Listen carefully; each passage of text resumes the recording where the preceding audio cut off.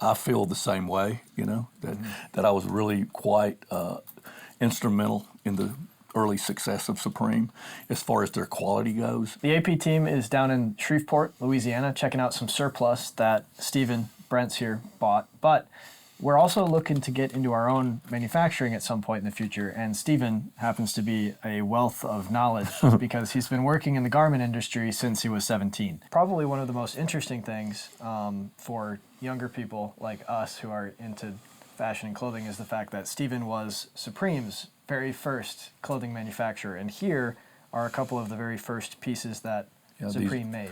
Yeah, these come back into the early days of Supreme, absolutely. Yeah. So just talk us through a couple of the most interesting pieces that you guys did. Well, this one was one, I can't talk. This was one of the more difficult pieces that we did for Supreme, primarily because these pockets had to be cut precisely to set these zippers in, and it was a real tedious job to do that. At the same time, on the back, you had to separate the fronts and the backs on this when you cut it because we only put one back pocket on. So if you notice on a pair of pants, you can cut it at the same time, but you just cut the two back pockets at the same time. So anyway, on this pair of pants, this is the way Supreme wanted it. The owner, James Jebbia, wanted it, so that's how we did it. And everything on the fleece that we did for Supreme has a vintage top stitch on it. It also has, if you really want to go in and do some research on it, and you look at the RN number, 89948, you look that up as an RN number to the registered manufacturer, and it's Brents Sportswear. That's awesome. So, you can just trace it all back. And so, if you wanted to trust in, yet verify, you could verify it that way. That's really cool. But also you could see another reason this is that way too is because it has the Brent style number on it. It's a 401 FL. Nice. Yeah, and you mentioned earlier that when Supreme got their start in '94, a lot of the first garments they produced, they chose directly out of your style catalog. Right. What were some of the things that you guys were making before, but Supreme had really good success with? The biggest success that Supreme had was with the fleece that we did for them. We were running roughly between 12 and 15,000 hoodies, crews, or sweatpants a month for them. So there was a very high demand for the fleece, and they were always selling out. But they would sell out, and they'd come back and say we'd be back in stock at a certain time, and we'd make more. Yeah. So the fleece was a big deal. And that was one of the few items that Supreme actually did restock, because you mentioned earlier I'm not sure if they necessarily started it, but they did a lot of things in limited runs. Yeah. Now, what they did, Logan, on their sweats, on their tees and stuff, they had the Arch logo, and they also had the box logo, the Supreme box logo. They would change from season to season. They would do an Arch logo, a straight logo, or a different colored logo, just to kind of differentiate season to season and, item to item. So when they sold out of something that had a specific color or specific Supreme font, when it was gone, it was gone. Yeah, so that way, even though it's a very similar garment, very similar design, they're still creating scarcity. Exactly. Yeah. Yeah, they would do it that way. Huh. This is just a basic chino pant that we did for Supreme. I was talking to you about color coding labels and stuff like this. This is brown on it, but they would always have, I was a little remiss on it, they would always have this red Supreme label in it. Label has the RN number 89948 on it, so it's identifiable. It's identifiable as a Brents item. And one thing that I found very interesting and that I never knew about was Supreme taking some inspiration from American Western wear. And I see some snaps in here too. Some snap shirts with that iconic Western shape on the back as well and on the shoulders here. How much of that did they get into older Americana-inspired styles like that? It's very prevalent all throughout the Supreme line. On this shirt, you can see they would do this fabric. They would do this particular shirt They did it long sleeve and short sleeve, but from season to season, they would change fabrications and colors on it. And so it would be out of stock at that time. Yeah. This is the long sleeve version of that shirt. Yeah, these remind me a lot of like Wrangler Western wear. Yep. It's really interesting. Yeah, because when people today think of Supreme, they don't necessarily think of more vintage inspired items. They might think more of the crowbar or the brick, which is a lot different from the philosophy that comes with this stuff. Right. James pulled a lot of stuff out of the Brents archives and out of the Brents product line that he would use that silhouette or that design and then throw in his, fabric. Say, I want to do that silhouette, I want to do that with this. Or he said, actually, it's 1 inch too wide at the bottom, so I want you to take it and make it a Supreme, and I want it to, and rather than 18 inches across the bottom, I want it to be 17 inches across the bottom, from tape to tape. Yeah. Just he would make little, minor changes like that. Yeah, very, very particular. Yeah. This is just another rendition of just a basic work pant. Yeah. This one happens to have, flat back pockets on it. Yeah, snap pockets. That's cool. YKK brass zipper.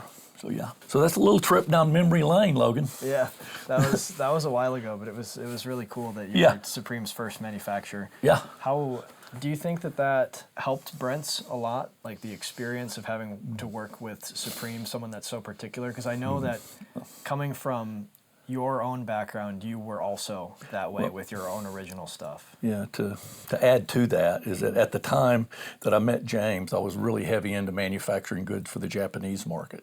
The Japanese are extremely meticulous. I mean, they're down to the centimeter about the way the stuff fits and everything. So I was really pretty well schooled in exactness and quality from doing business in Japan for several years before I met James. Yeah, at Supreme. That makes a lot of sense. Right. With Supreme as well, in terms of looks that they did out of your catalog, did you notice a lot of stuff that was similar to maybe military surplus clothing in terms of inspiration? Oh, yeah, absolutely. You look back at the archives of Supreme, you look at the, we call the snorkel jacket or the N3P, with the fur around those jackets, the MA1 jackets, the tanker jackets, any of those things.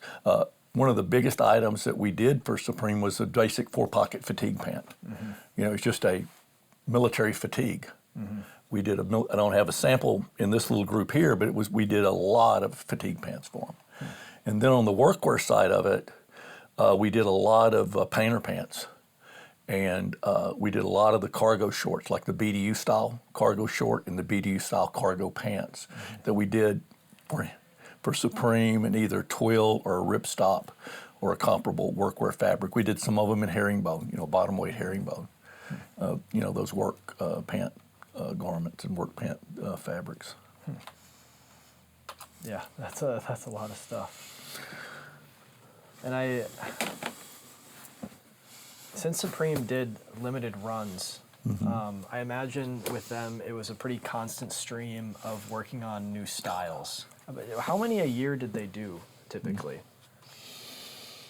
It was constant, actually, because they would do drops, like you're talking about doing drops. They would do a drop every 6 weeks, and so we were in that rotation of a drop so it was like it was nonstop grind. Yeah, so that's always moving. It's always going. So it was a 6-week drop. We always had stuff in the beginning, in the middle, and in the end.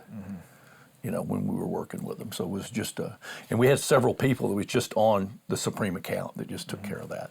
Yeah, because there's a lot of work. That's what they did. That's what they did. Yeah, because low quantity of inventory per style, but a lot of different. Now I can tell you the other thing about James Jebbia and Supreme is that I don't think we ever had an argument about the price of something because I was always reasonable. Like you and I have been talking about price and cost and stuff and sit down. And it reminded me a lot of the times when James and I would talk about stuff. And he'd say, well, I need to be, he would kind of work backwards with me. He said, I need to be at under $80 on this, and this is where I need to buy it. And then if we couldn't do it, he'd have to go to 85 or 90 or, we'd work out something like that. Yeah.